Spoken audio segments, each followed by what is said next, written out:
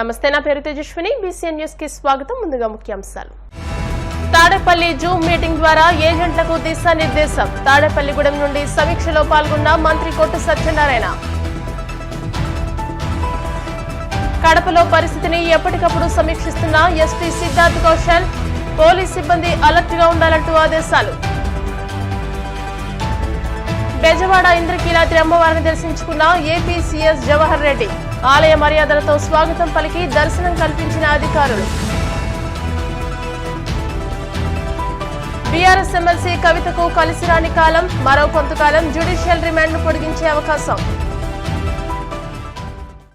ఓట్ల లెక్కింపు నేపథ్యంలో కౌంటింగ్ ఏజెంట్లు అప్రమత్తంగా ఉండాలని మంత్రి కొట్టు సత్యనారాయణ సూచించారు. ఈ మేరకు ఆయన తాడేపల్లిలోని కేంద్ర కార్యాలయం నుంచి జరిగిన జూమ్ మీటింగ్ లో పాల్గొన్నారు. ఓట్ల లెక్కింపు నేపథ్యంలో ఏజెంట్లు ప్రతి ఒక్కరి అవగాహన చేసుకోవాలని సూచించారు. ప్రతి ఓటు ఎంతో కీలకమని, అందుకే ఏజెంట్లు అన్ని విషయాలపై అవగాహన పెంచుకోవాలని అవగాహన కల్పించారు. ఈ కార్యక్రమంలో అప్సడా వైస్ చైర్మన్ వడ్డీ రఘురాం నాయుడు, కర్రీ భాస్కర్ రావు, కొలుకులూరి ధర్మరాజు తదితరులు పాల్గొన్నారు. ఏదైతే మన పోస్టల్ బ్యాలెట్ అన్నది మనం కేర్ఫుల్గా ఆ టేబుల్ దగ్గర ఉన్న వాళ్ళందరూ కూడా చూస్తాం. మిగిలిన మాత్రం ఎక్కడ ఏ రకంగానూ కూడా అలసత్వం దయచేసి వహించొద్దని మీ అందరికీ రిక్వెస్ట్ చేస్తున్నాను. మనం పాజిటివ్గానే ఉంటుంది, మన పాజిటివ్ రిజల్ట్ వస్తుందన్నది ఆశ అందరిలోనూ ఉంది, అందరిగా ఉంది, రాష్ట్ర వ్యాప్తంగా కూడా ఉంది. అయినప్పటికీ కూడా మనం ఎక్కడ ఏ రకంగానూ కూడా ఆఖరి రౌండ్లో ఆఖరి టేబుల్ దగ్గర వచ్చిన ఆఖరి నోటా ఓటు కూడా లెక్కేసి నోట్ చేసే వరకు కూడా ఎక్కడ కూడా ఉండదు. మీకు అప్పచెప్పిన అన్ని ప్యాడ్లు చూస్తాను, ఎక్కడ ఏ రకమైన పొరపాటు జరగకూడదు.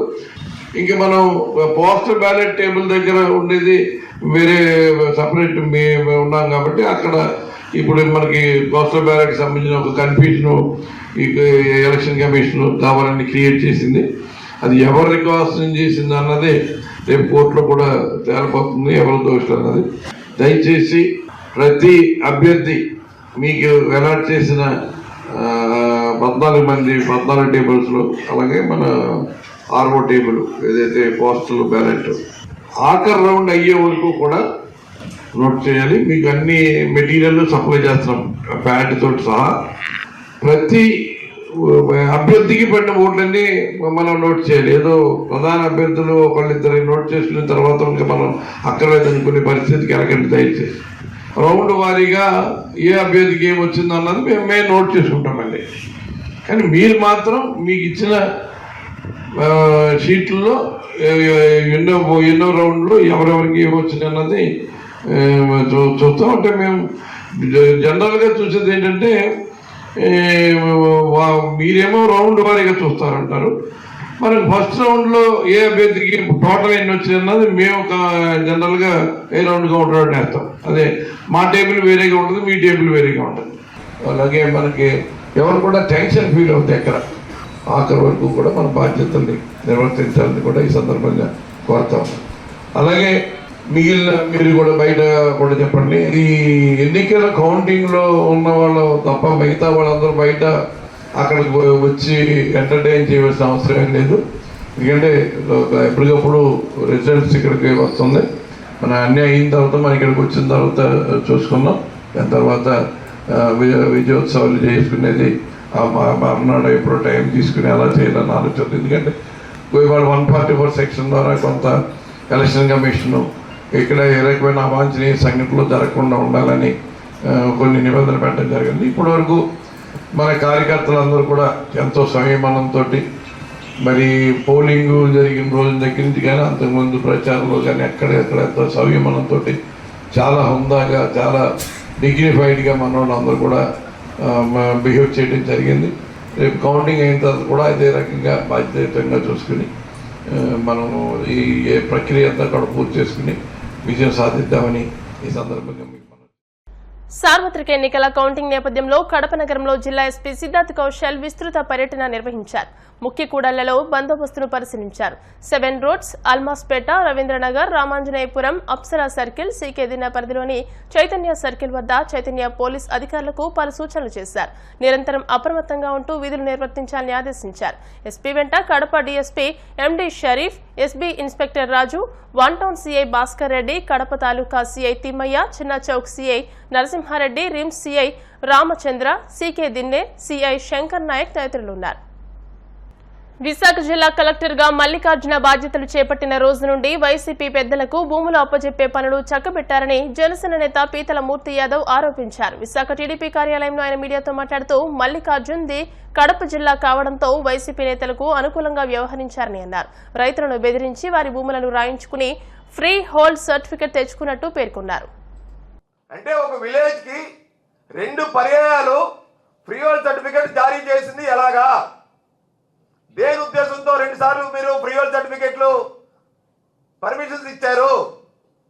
అంటే మొదటి దఫాలో ఏదైతే డాక్టర్ కేఎస్ జవహర్ రెడ్డి యొక్క బినామీలు రాయించుకోకుండా వాళ్ళు రైతులు రాసివ్వకుండా మిగిలిపోయినటువంటి భూములు మళ్ళీ వాళ్ళు బెదిరించి వాటిని బూచిగా చూపించి ముందర ఇచ్చినటువంటి ఫ్రీ హోల్డ్ సర్టిఫికెట్ బూచిగా చూపించి వీళ్ళ దగ్గర మిగతా భూములు కూడా రాయించుకున్న తర్వాతే మళ్ళీ మొన్న ఎలక్షన్ కోడ్ నియమావళి ఉంటుండగా జిల్లా కలెక్టర్ గారు 26వ తారీఖున అదే రామవరం విలేజ్ కి వీళ్ళు మళ్ళీ ఫ్రీ హోల్డ్ సర్టిఫికేట్లు జారీ చేశారు.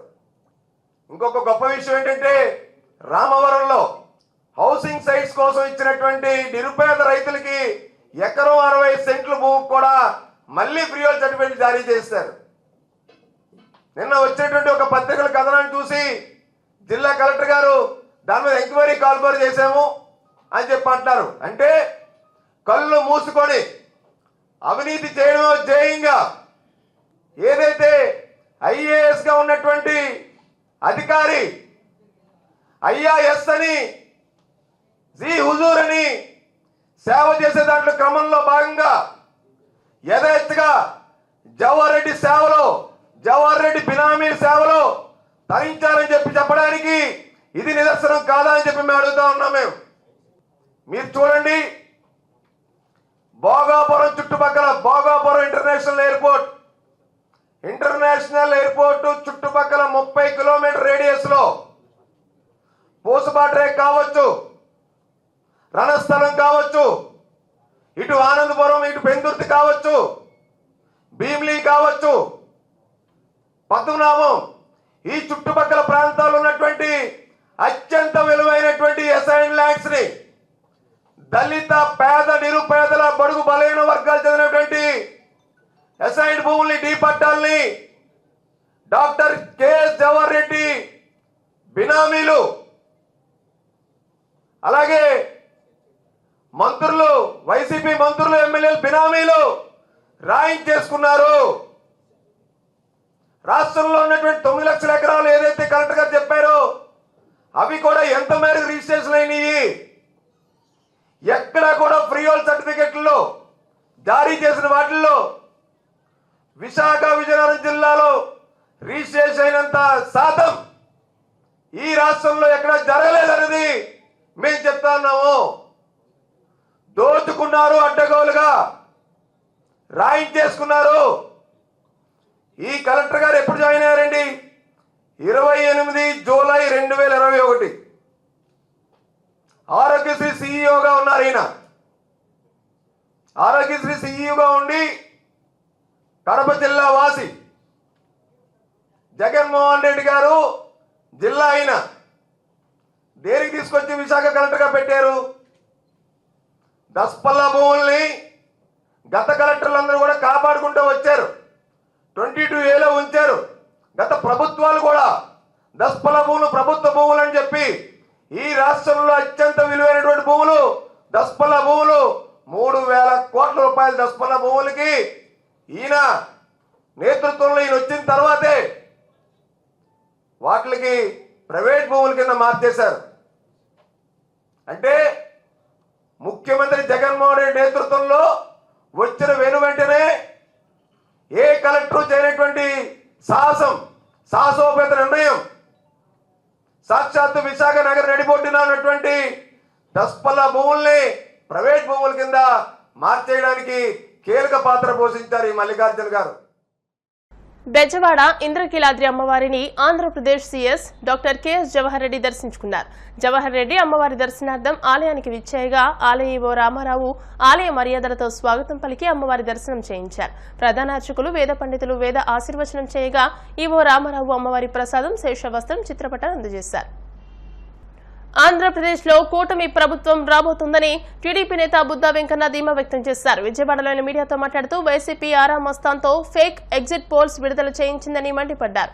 కూటమి ప్రభుత్వం రాకపోతే నాలుక కోసుకుంటానని, కూటమి వస్తే ఆరా మస్తాన్ నాలుక కోసుకుంటాడా అని సవాల్ విసిరారు. వైసీపీ నేతలు బెట్టింగ్ కాయడానికి మైండ్ గేమ్ ఆడుతున్నారని అన్నారు.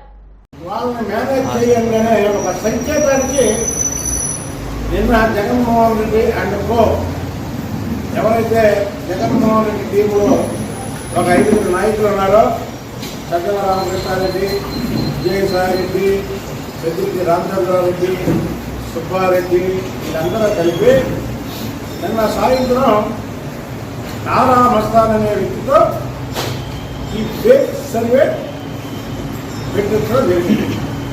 ఒకటి ఇదైతే, రెండోది ఈ జగన్మోహన్ రెడ్డి దగ్గర ఉన్నటువంటి వీళ్ళు ఎవరైతే ఉన్నారో పక్కన ఇలా చెప్పినటువంటి పేరు బెట్టింగ్లు వాళ్ళే ఇందులో జాగ్రత్తగానండి. వైసీపీ వాళ్ళు కూడా రాదు. మీరు బెట్టింగ్లు వాళ్ళు తెలుగుదేశం వైపు కాయడానికి, జగన్మోహన్ రెడ్డి గెలుస్తాడని వైసీపీ వాళ్ళు కాసే బెట్టింగ్ అన్ని కూడా వాళ్ళే కాసుకుంటారు. మీరు జాగ్రత్తగా ఇది మైండింగ్ ఏమిది. ఎందుకంటే ఎన్నికలైన మరుక్షణం నుంచి మనం చాలా ఛానల్లో చూసాం. కూటమి గెలుస్తుంది అని రూపాయికి 2 రూపాయలు, రూపాయికి 3 రూపాయలు, రూపాయికి 4 రూపాయలు, రూపాయికి 5 రూపాయలు, ఒక రూపాయికి 10 రూపాయలు కూడా ఇస్తున్నారు అనేది ప్రతి ఛానల్లో వాళ్ళు వేశారు. ఇవాళ ఈ జగన్మోహన్ రెడ్డి వెనకాతలో ఉన్నటువంటి టీము వైసీపీ గెలుస్తుందని ఎవరైనా పని ఈ ఆరా మస్తాన్ ద్వారా వేస్తే వాళ్ళకి ఎన్నికలైనటువంటి ఖర్చుని వాళ్ళ దగ్గర వెనకాతలో రాబట్టుకోవడం కోసం ఇదొక మైండ్ గేమ్. ఆ మైండ్ గేమ్లో పడకండి. ఇప్పుడు కాసేపు ప్రకటనలు.